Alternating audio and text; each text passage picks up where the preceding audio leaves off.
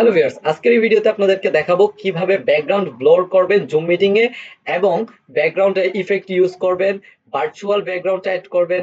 A to Z থাকছে কিন্তু আজকের এই ভিডিওটি। সো ভিডিওটি না টেনে সম্পূর্ণ কন্টিনিউ করুন, তাহলে আশা করছি আপনাদের এই ভিডিওটি অনেক বেশি উপকারে আসবে। এখন শুধুমাত্র আপনাকে কিন্তু দেখা যাচ্ছে। সো পিছনে যারা যাওয়া আসা করবে তাদেরকে কিন্তু দেখা যাবে না। ব্যাকগ্রাউন্ড ব্লর এই একটা বিষয় গেল।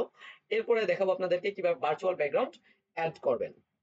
এখানে যদি আপনি চুজ ভিডিও ফিল্টারের মধ্যে ক্লিক করেন কিংবা অ্যাডজাস্ট ব্যাকগ্রাউন্ড ইফেক্ট এটার মধ্যে যদি ক্লিক করেন, এই যে অ্যাডজাস্ট ব্যাকগ্রাউন্ড ইফেক্টে ক্লিক করার পর এখানে কিন্তু আপনি অনেকগুলো অপশন পেয়ে যাবেন। এখান থেকেও কিন্তু আপনি ব্যাকগ্রাউন্ড ব্লর করতে পারবেন। অলরেডি কিন্তু ব্যাকগ্রাউন্ডটা ব্লর রয়েছে। এখন চাইলে আপনি বিভিন্ন ভার্চুয়াল ব্যাকগ্রাউন্ড ইউজ করতে পারবেন। এই যে একটা ভার্চুয়াল ব্যাকগ্রাউন্ড, তারপর হচ্ছে এখানে আরো ভার্চুয়াল ব্যাকগ্রাউন্ড রয়েছে।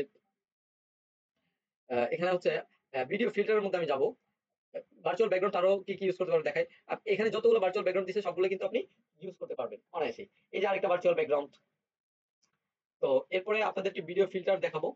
জাস্ট ফিল্টারে যাবেন, অ্যাভাটার আছে, এখানে বিভিন্ন রকমের ইমোজি ইউজ করতে পারবেন। ভিডিও ফিল্টার, তারপর স্টুডিও ইফেক্ট, এটা হচ্ছে আপনার যে ব্রোটা, এখানে হচ্ছে স্টুডিও ইফেক্ট ইউজ করতে পারবেন এখানে।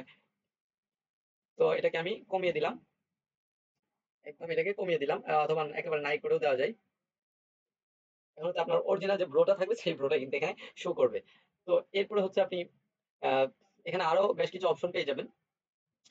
ভিডিও ফিল্টারে যদি জানেন, আবার ভিডিও ফিল্টার নিয়ে আপনাদেরকে বলবো। ভিডিও ফিল্টারে হচ্ছে আপনি কালার কম্বিনেশন, এখানে হচ্ছে ব্যাকগ্রাউন্ডের কালারটা চেঞ্জ হবে। হ্যাঁ, ঠিক আছে, ব্যাকগ্রাউন্ডের কালারটা এই যে দেখেন, এটা কিন্তু অনেকটা ডিপ হয়ে গেছে, অন্ধকার টাইপের হয়েছে।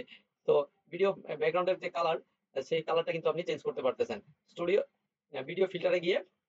এরপর এখান থেকে আপনি চাইলে আরো কিছু অ্যাড করতে পারবেন, এই টাইপের কিছু দিতে পারবেন।